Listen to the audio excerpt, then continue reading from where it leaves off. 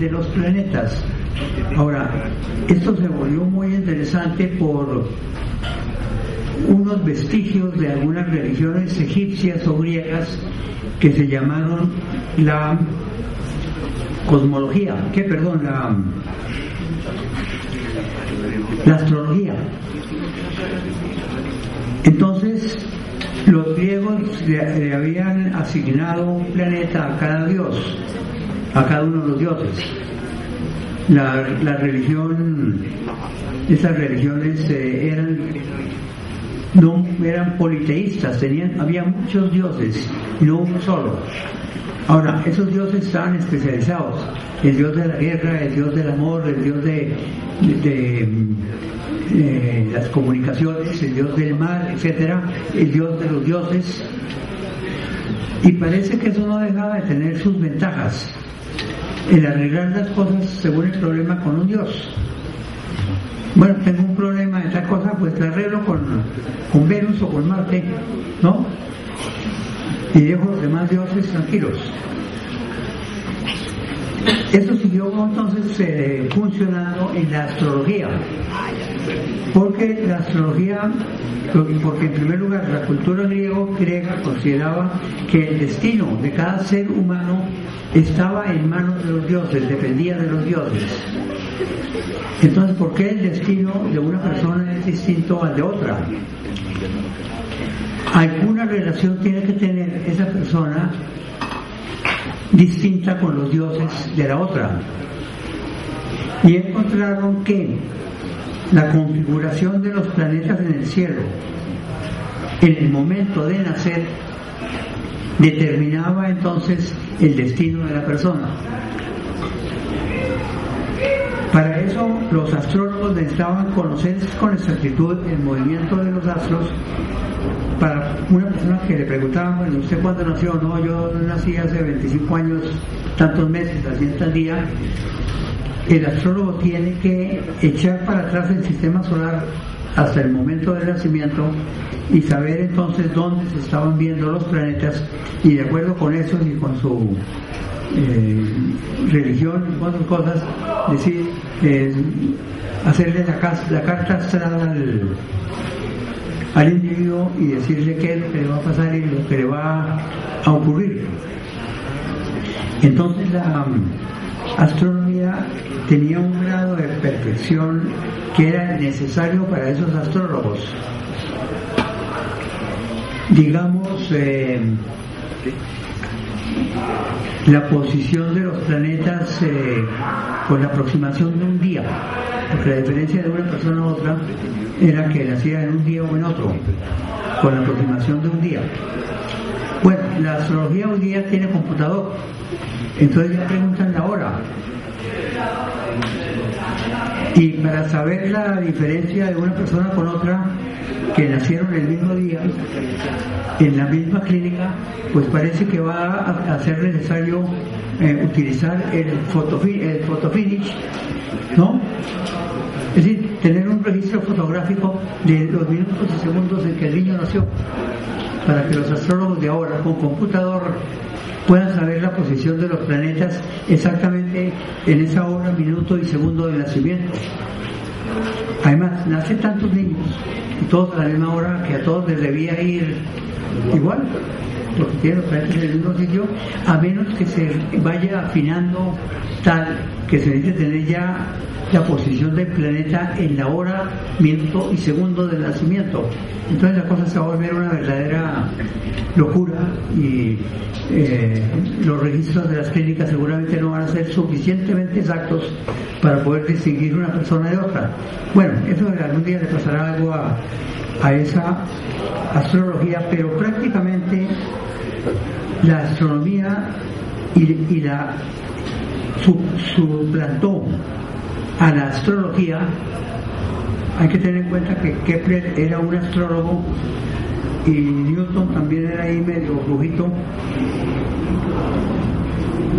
por un acontecimiento que, aunque no se le ha puesto mucho cuidado en ese sentido, para mí es el que fue decisivo para el desarrollo de las ciencias, especialmente de la astronomía, y fue el descubrimiento de América. Por una razón muy simple.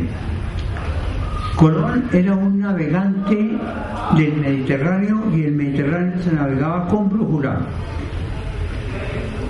Los mapas llamados portulanos tenían muchas rosas de los vientos, no sé si ustedes lo han visto de pronto, llenas de puntos de los cuales salen líneas en todas direcciones. Entonces un navegante que salía de un puerto de África, por ejemplo, para ir a Italia o de Egipto para ir a un puerto de Grecia o algo así, miraba en el mapa el ángulo que formaba con el norte magnético, la ruta que debía seguir, comparándola con cualquiera de las rosas vecinas. Y entonces navegaba por la brújula de modo que el vehículo siempre tuviera su parte de delante y su proa en la dirección correspondiente de la brújula, es decir, manejaban por brújula y conocían el mar y sus corrientes como para poder estimar no solo las distancias sino las derivas, es decir, que hay una corriente, entonces aunque el barco tenga su proa dirigida exactamente en la dirección que es, la corriente lo va sacando lateralmente un poco, y el marino conoce el mar y tiene que calcular lo que esa corriente puede haberlo desviado. Cuando salían estos marinos al Atlántico, navegaban siempre muy cerca de la costa, era una navegación costera. Iban siempre, no alejándose mucho de la costa, o teniéndola siempre a la vista, o teniéndola a la vista en las salientes de la costa, en los cabos o sitios más salientes de la costa. Y en esa forma navegaban por la costa de África, por la costa española, por la costa de Francia, pasaban a las Islas Británicas y su navegación era puramente por la costa. Pero la navegación que hizo Colón fue una navegación para atravesar el océano Atlántico hasta unas islas que él sabía que estaban ahí y que creía que eran el extremo del Asia, y sabía que su latitud era más o menos la misma de las Islas Canarias. Por eso él navegó por la costa de África hasta las Islas Canarias, y de ahí sí se lanzó a encontrar esas islas. Ahora, ¿por qué Colón sabía esas islas? Resulta que Colón lo que hizo fue un redescubrimiento, porque el continente americano ya había sido visitado. Por una parte, los nórdicos, los vikingos, habían visitado las costas de Labrador, de Canadá y de Groenlandia.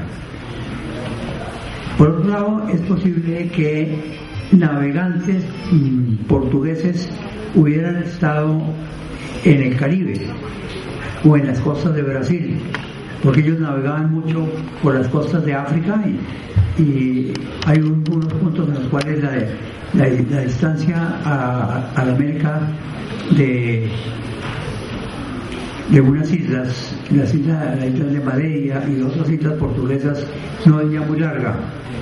Pero hubo también otras exploraciones hechas en 1421, ordenadas por un mandarín chino. Este mandarín construyó una cantidad enorme de unos barcos enormes. Las carabelas eran cascaritas de huevo comparado con esos barcos, unos barcos de madera enormes llamados juncos. Esos barcos tenían materas, por ejemplo, donde se llevaba árboles de limón y de naranja, y seguramente también de mandarina, ¿no? Una fruta que impide una enfermedad que tenían en esa época, que les daba a los marineros, llamado escorbuto, que se morían en el mar, y la manera de no morirse era mantener limones siempre para para mascar y para tomar jugos de limón. Pues sí, estos llevaban árboles en eso. Y tenían materas en las cuales sembraban verduras. Llevaban